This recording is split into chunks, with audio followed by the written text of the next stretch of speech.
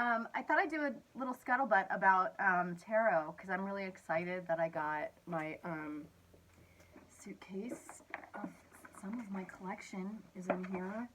It's like all kinds of decks and runes and stuff like that. And there's some fun ones in here. So I thought I would just talk about it a little bit because first I just want to say, there's nothing outside of you that can determine your fate, your future. It's like, it's all you, right? So in a sense, I just want to clarify that you can literally just be talking to yourself with the cards. And it is helpful because to me, it's almost like if you remember that childhood game of memory where you have to like flip the cards and then match them. I almost think of tarot like that. Like it's like, because that's like a way to exercise your memory, right? And tarot cards actually exercise your visual symbolic vocabulary, like your ability to interpret signs and symbols. And I think, this is useful for many things, and it's as many things we've been lied to about, but, it cultivates the, like the lunar side of yourself, the feminine side, the dark, unseen, unconscious, the imagination, like that's the realm. And so these things are all just muscles, it's like, if you think of it as like free diving, and you just like learn to breath control and you learn to hold your breath for a long time, and then through doing it more, you go deeper and deeper. And it's exactly like that. But if you aren't training those muscles, they're not, they aren't very active. So because your guides, the spirit world, the dream world, that whole lunar realm that I'm talking about, it doesn't use words. It's not language based. Like that comes from a completely different place. This is like intuitive. It bubbles up inside of you, and it's not even a belief. Like we have beliefs in our head. Intuition is knowing. Like that's the difference. And that's an important thing to get back because it has intentionally been suppressed and we've been cut off from our own intuition, which is our, like, that's the internet, I call it. It's the internet. That's what keeps us in communication with source, with the earth. Like that's our internet. So anyway, so I like tarot for this reason where it's like even, I sat down today because I was frustrated about stuff and I was like, what the hell is going on here? And really, I know I'm having a conversation with myself. I'm like, okay, what do you, really when you're like, okay, seriously, what do you think is going on here? But it's not about me thinking. I'm looking at the cards. And so it's like, are they predictive? No. But I feel like they're very good at like the present, the lay of the land. If you make one different choice, then it changes everything, right? So it's really just information in the present that to me helps like a conversation with myself about how I want to navigate, how I want to use my energy. Is it me or them? And so I guess I'll just keep doing some of these little episodes. I do want to get back to the astrology one. I'm sorry I fell off on that. I will just say I went through a little crisis, like, because almost every day I feel like I find out something new about the charade and the lie of, like, the matrix world that we've been living in, and it's hard to hold, you guys. It's like, I get it. I get why people don't want to go there, and they just lump it into something else, but, artists have a commitment to the truth and to not looking away, and that's hard to hold that line sometimes, because I'm just not messing around anymore. Like, I'm really tired. I've had to keep my mouth shut about vaccines for years, because all my friends were pro-vax, and to me, I'm like, that's, like, these are Nazi eugenists, technocrats, like, practicing black magic against us for thousands of years. I'm not playing with them anymore. Like, so it's a lot to sidestep, and I'm also just like tired of censoring myself. It's like, so anyway, I had a little scare where I was like, I know they're using astrology against us. I know they use numerology against us. And I'm not even, you know, and I know that our calendar isn't even like based on what's actually going on the planets. It is for navigating this matrix world, that's for sure. But like Vedic astrology is more like your sole purpose without the overlay of their fucking dark,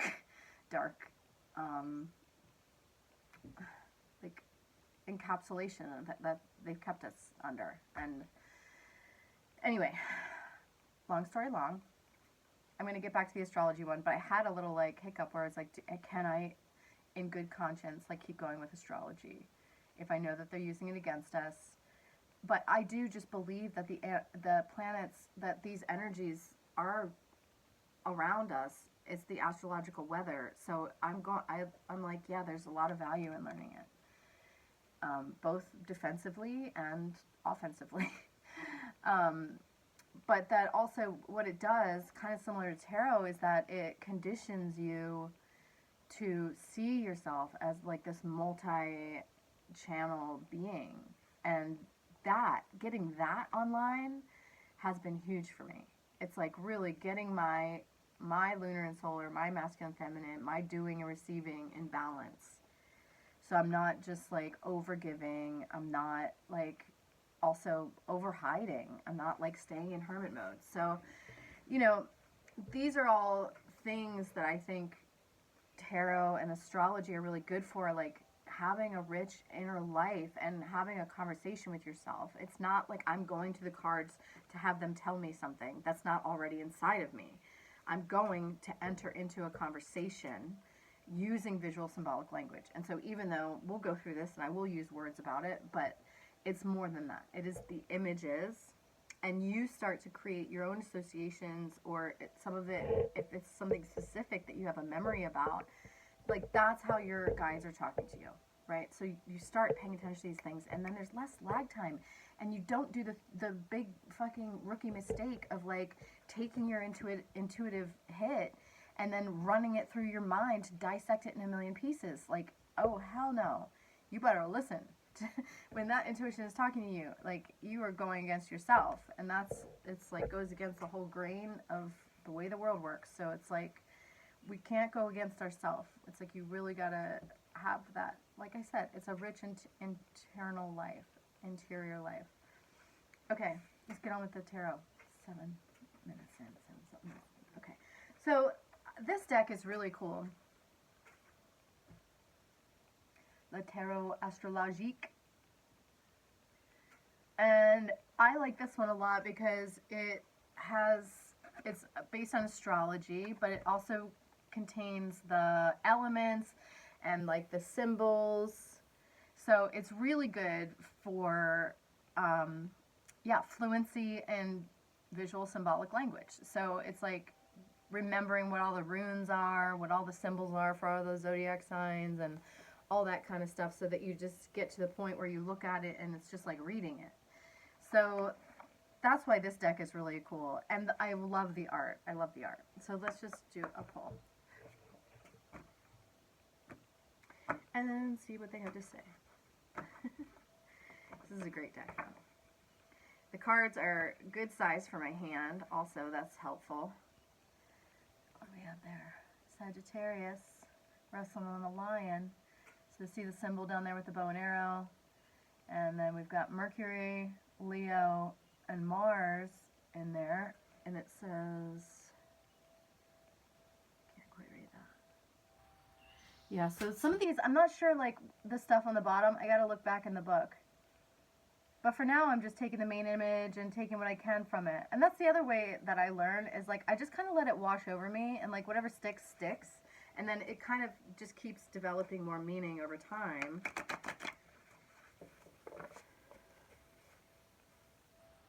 Part of me was like, I should have just done a tarot reading channel. Like half my time on YouTube is really just spent watching tarot readers, and I love them. My favorite one is this chick on her channel. Is called Kate's Regretless Life, and she just uses them to tell stories, and I love her stories. They're great, and she's kind of psychic. Oh, we got Sagittarius again,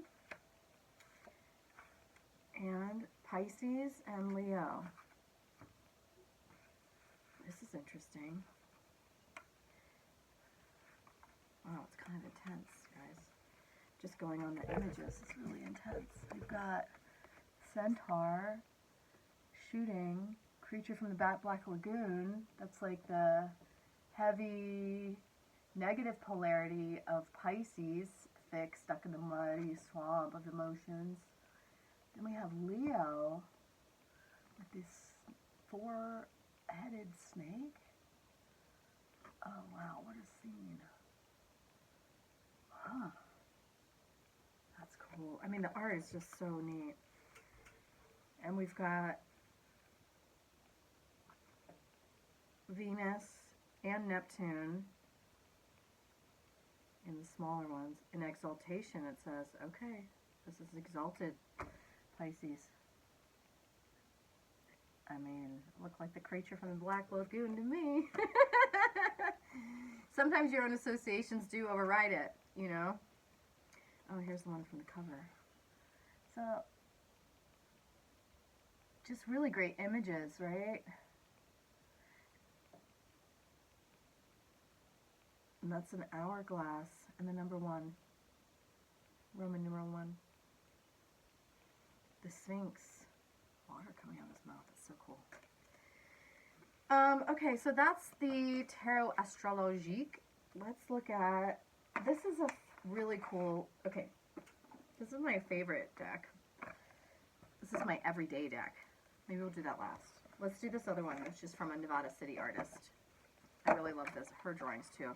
And each tarot deck, it's so funny. So if you sit down to ask it questions, what do I need to know? And then I do 3 piles, and then I just restack them, and then I shuffle a little bit. But each one has a tone, a voice. They tell you in a different tone of voice. Often the same thing. So, like, I'll compare, you know, I'll do a reading for myself and compare notes and see if there's similarities, then I really will pay attention to it. And this deck I love because it's very sweet and simple. It's just like, it's like this. Is how it feels like it's talking. Whereas like the last one had all kinds of like layered esoteric meaning. Excuse me. 3 cards that I usually do are love, art, and money. Love is self-love, friends, family, everything we love. Art is everything that I create in the world, my life, everything is art.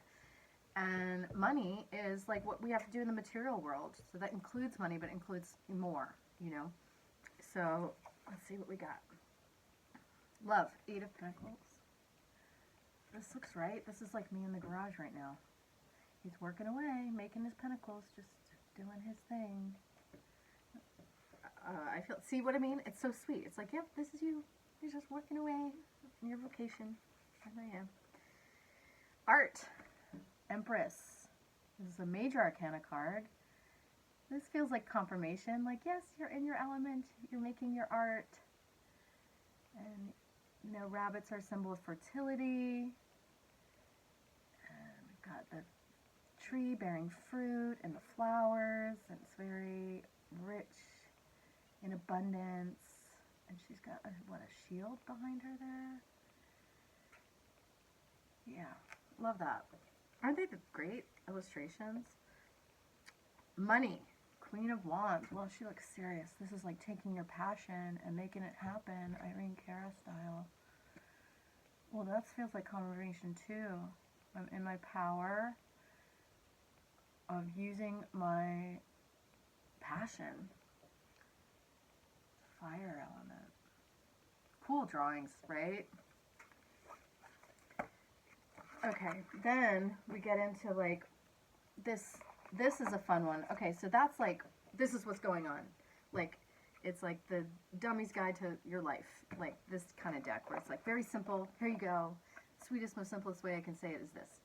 And that's a fun deck. Now, when I want to get into it and need like, okay, seriously, how do I navigate right now?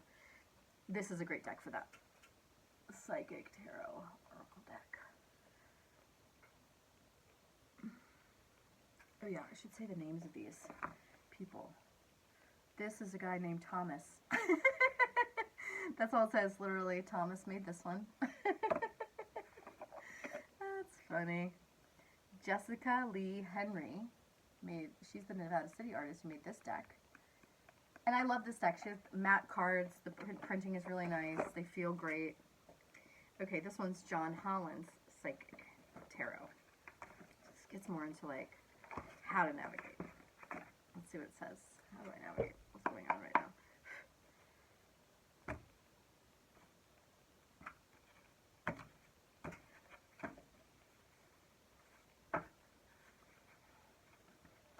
These cards are big for my hands. Let's see.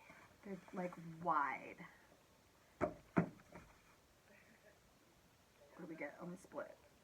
Positive movement forward. That's good. Material and spiritual prosperity. Yes, please. Where you been? Jeez, please.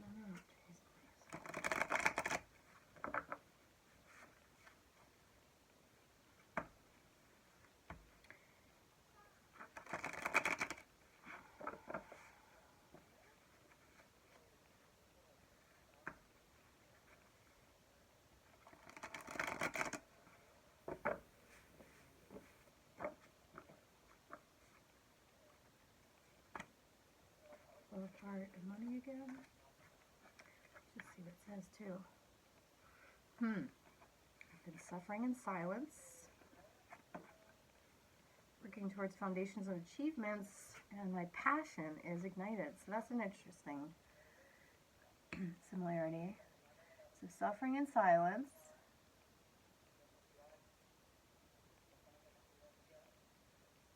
That's me in the mountains, I guess.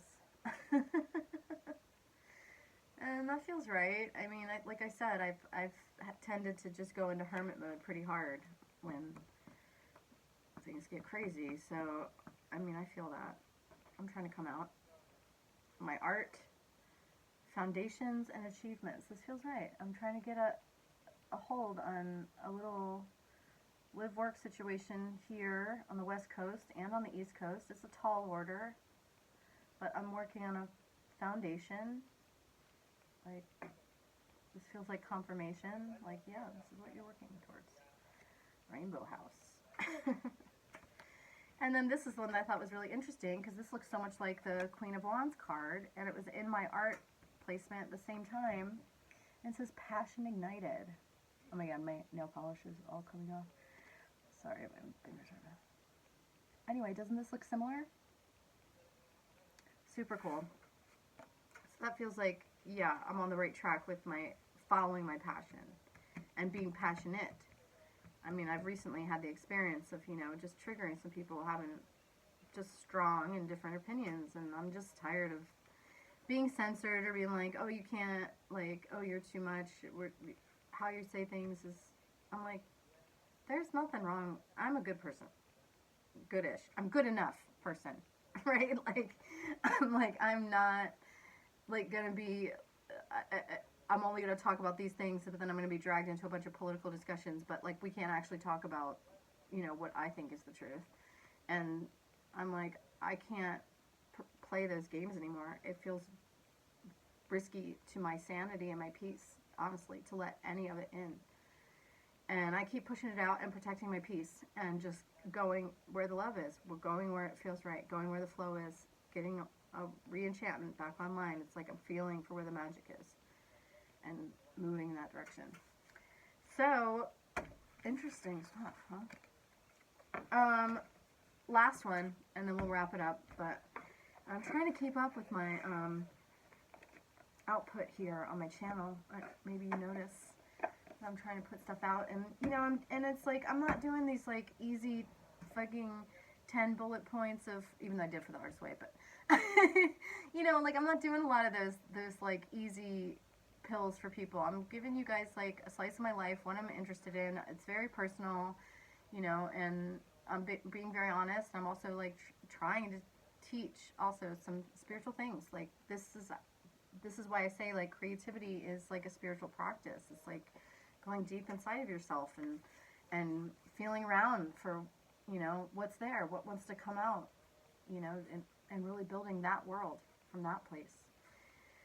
Okay, anyway, this is actually like my daily deck, and I bought this for myself for Christmas, like right after my divorce, and it was the first time I didn't go home for Christmas. I always went home for Christmas, but I got tired of it. I moved to New York, and I was always like performed so much from Halloween to Christmas is just like a blur, and I was always just so tired. I was like, I'm going home to my home. I went back to my place in Brooklyn, and I bought all my own Christmas presents, and I bought them all fall, and then I wrapped them up and I put them on my bed, and I forgot what I got myself. And then I opened them all, and I was so happy. I was like, I wanted this. Oh my God. It was like the best Christmas ever. And I was like, we're doing Christmas all wrong. Everybody should just get together and open the presents they bought themselves. Like, and see the joy. Anyway, this was one of my presents, and it's great. I laid the whole thing out. And a really cool thing about this deck that I love is that the elements, you know, and the suits, the wands, the swords, pentacles, and cups, if you lay them all out, it's a continuous landscape. So it's like it's a continuous story in this visual symbolic language of this deck, which is called Prismavision, and it is by James Eads. Did the artwork, and I think someone else. A lot of times they'll have one artist do the pictures, and they'll have someone else write the book, which I think was the case. Look how do you see how beat up this thing is? This is like anyway, this is a sweet little book. Many times the books and these things don't hold together very well, but whatever. Eventually you kind of stop using it anyway. So we'll just do one more.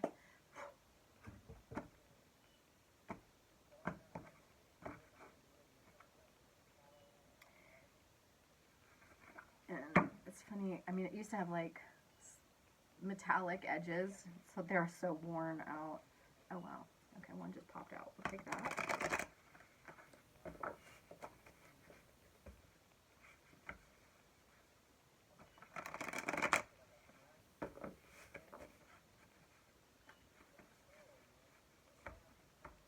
It's really nice in here. Like last night I watched a spider spin a web beneath that window. It was really cool. But then also I had to listen to the fucking rats like chewing up shit of mine.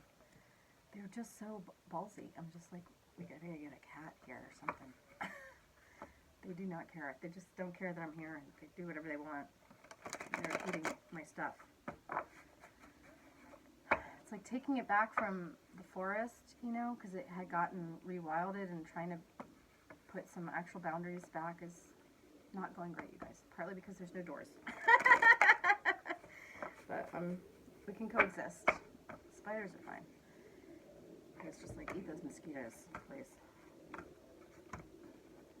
Aha! Got a major arcana here. This is a cool card. The Magician. You see it?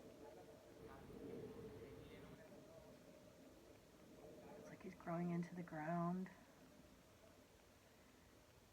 And got a person. Creation. And this is technically the first card in the journey of the archetypal journey, the major arcana. Technically the Fool is 0. That is the first card. You have to be a fool to start any journey, obviously. And then after that, you get the tools of the material world for manifesting. And so this to me is always like, what are you going to create? Cool card though, huh? Knight of, they call it chalices, which is cups. And he is riding a roller coaster of emotion with some sort of sea monster underneath of him. Trying to get a handle on this. Is he riding it or it riding him? He's holding on. So knight is, it goes page, knight, queen, king, and that's like our own sort of like internal mastery of everybody. It's not really about gender, it's about the giving and receiving of the feminine and the masculine. So the knights are like, you know, they're not a student anymore, they're out in the field. They're doing it. So this is like about mastery of emotions. Not quite fully mastered, but hold on. Sounds right. Okay, and then in the art category, again, this feels like great confirmation. Four of Wands is things coming together to build a foundation, a little bit of celebrations. They got the garland around the wands.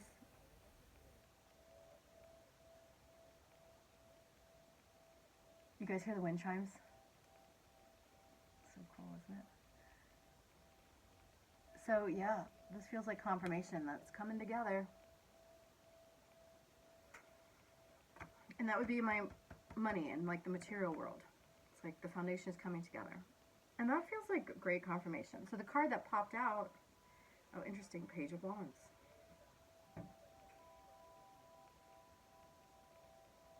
I always feel like this is like an energy taking him over. See the person? Looks like he's like trapped by it. Interesting.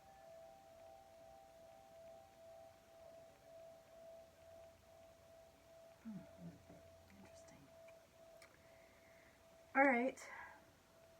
Well, I hope you enjoyed this little tarot time with Trixie. I'll be back again soon with some more weirdness for you. Hope you're doing good out there and enjoying your summer. It's been really beautiful here. It's starting to get hot again, but that river has just been, it's just magical. I hope you have a river near you. I hope you get to strip your clothes off and be naked in nature and feel it all. It's been great. So I'll talk to you soon. Bye.